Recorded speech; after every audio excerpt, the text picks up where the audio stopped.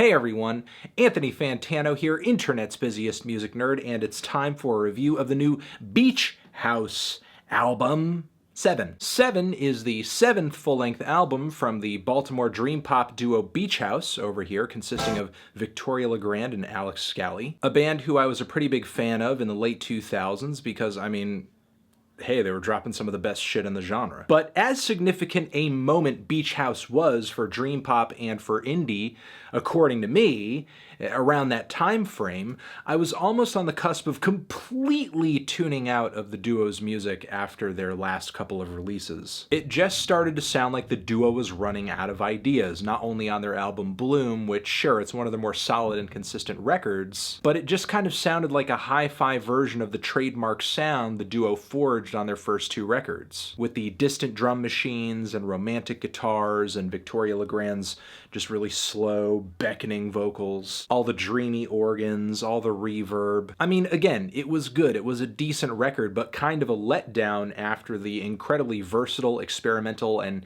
exciting Teen Dream just a few years earlier. Now, the following Depression Cherry felt like even more of a dip in quality. It was not only devoid of any new sounds or ideas, but somehow Victoria and Alex came out of the tail end of this record with not much in the way of compelling songs either. And Thank Your Lucky Stars, which came out the same year, felt even more unnecessary. The recordings on this project were even more off. It just kind of felt like the duo was just making a record out of the cutting room floor. I mean, maybe calling this record the cutting room floor is sort of unfair, but I'm just not sure how else to explain the severe and obvious drop in recording quality and songwriting quality. I mean, even the B-sides and rarities collection that Beach House dropped last year, which are actual legitimate leftovers, sounded much better than this album. So while in one breath it felt like it was going to be difficult to maintain any kind of excitement for any Beach House album going forward, 7 was legit looking like it was going to be something kind of different, because every single that teased toward the release of this album actually sounded kind of experimental for the duo. And it's no wonder after finding out that Beach House actually brought on Spacemen 3's Pete Kember to do production on this thing. Pete, who is also a multi-instrumentalist and has released a whole catalog of music under names such as Experimental Audio Research and Sonic Boom, and has dabbled in the likes of drone and alternative rock and space rock, even electronic music. So as a sound sculptor, Pete's reputation is fringe and his resume is long, which in my opinion is exactly the thing that Beach House needs at this point in their career: a new sound, a fresh sound, a new direction, please, for the love of God. And thankfully a new sound is what they have on this project. Not only is the production and instrumentation on this new Beach House album refreshing, but it's also dreamy, haunting, thick, textured, colorful, and luscious. It feels like Beach House has matured from making simple dream pop into kind of fusing pop together with shoegaze. This album is nearly as versatile as Teen Dream. It's easily their most adventurous set of tracks since that album, and maybe their most stimulating album since that album. And not just because of the sound of this record, but the songs are sounding kind of revitalized too. The song Dark Spring is a killer intro to this album, with lots of patient percussion, droning keyboards, a wall of guitars that has a really light but rough distortion on it. These eerie, breathy vocals as well. Sounds like Alex and Victoria singing together. Kind of reminds me of like a Black Moth Super Rainbow song, but without the faux psychedelia and kind of gimmicky bells and whistles. There's also a subtle schmaltz on the instrumentation and the melody on this track too. It sort of reminds me of elevator music, but maybe if the elevator were going up to heaven. The song Pay No Mind flows really well out of the intro track. It's a nice cool down after the noisy storm of serenity on the intro, with lots of slow motion rhythm guitars. It kind of sounds like an unwound piece of alt rock. It's got a lot of space, it's got a lot of ambience, but still the guitars and the instrumentation are very, very heavy. They're still super tangible. Not too much reverb, not too washed out. The incredibly resonant guitar chords match incredibly well with the super breathy lead vocals, kind of whisper quiet. The track is as euphoric as it is orgasmic. I also love these slinky synth leads that kind of bounce back and forth, paired with the persistent hi-hats on the song Lemon Glow. As the song plods along, it also features these apocalyptically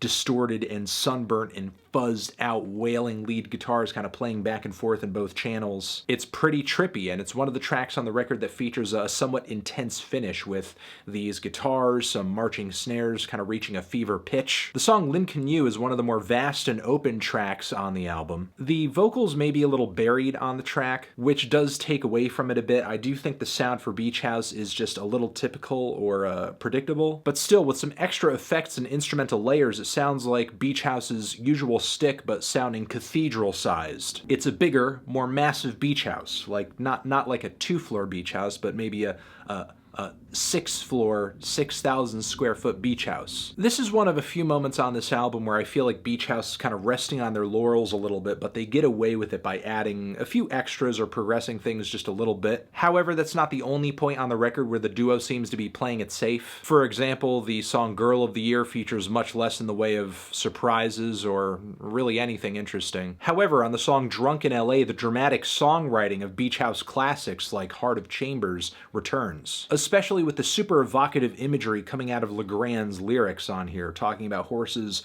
running through her mind, wanting strangers to be hers, climbing the Eiffel Tower. Also, some really nice instrumental layers on this track too as it progresses, with Alex Scally pulling off these nice, sweet, harmonized guitar solos. Now, the song Dive is kind of like the 10-mile stereo of the album. Both songs have a fantastic momentum, but this one doesn't kind of show its full hand until later in the track after the midpoint. Dive sounds like a mere interlude at first, with super washed out keys and vocals. Victoria seems to overdub her voice, so she has kind of this call and response effect with her two voices. The track seems to get more and more blissful, heavier and heavier, more and more intense, until the instrumentation starts to melt away, revealing this super heavy, incredibly aggressive sequence drum pattern. Then these grinding guitars with a nice kind of rough distortion on them with this kind of driving root note riff. It really holds down a steady groove on the track, and I don't know, it seems like a really interesting mix of My Bloody Valentine, like a little New Order being thrown in there. Slow, dramatic synth pop seems to be a prime influence on the song Woo as well, even if maybe songwriting-wise, it's not one of the best tunes on the record. Black Car to me felt much more compelling, even if it's not as peppy a tune. The song's intro features these plucky, chilly synth leads that sound like they could kick off like a track on Bjork's Vespertine. After this, the song slowly blossoms into one of the coldest and most dreary on the entire track list, although I think it could have used a stronger outro and maybe more direction after the initial instrumental build, because eventually the song just sort of begins to coast out without Victoria or Alex adding much more to it. The song Lose Your Smile tries to translate Beach House's typical sound to like some slow, warm, sunshine psych rock guitars, and stylistically it mostly works. The problem is that this song is really one of the most lifeless on the entire record. Really, the pacing and the way that the verse kind of flaccidly transitions into the chorus, it's really one of this album's true moments of stagnation. The song Last Ride, though, which is the album's outro, is one of the most epic of the bunch. It stands at 6 minutes and creatively brings together these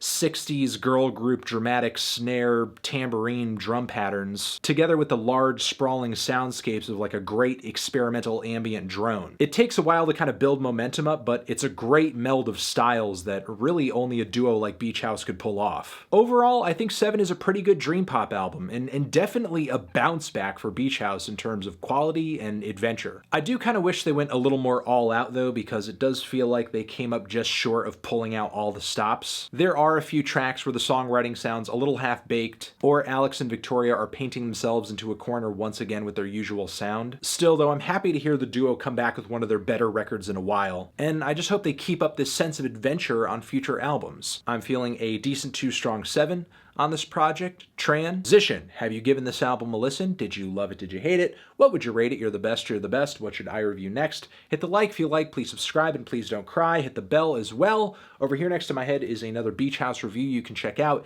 Hit that up yeah, that's it. Beach House, Anthony Fantano, forever.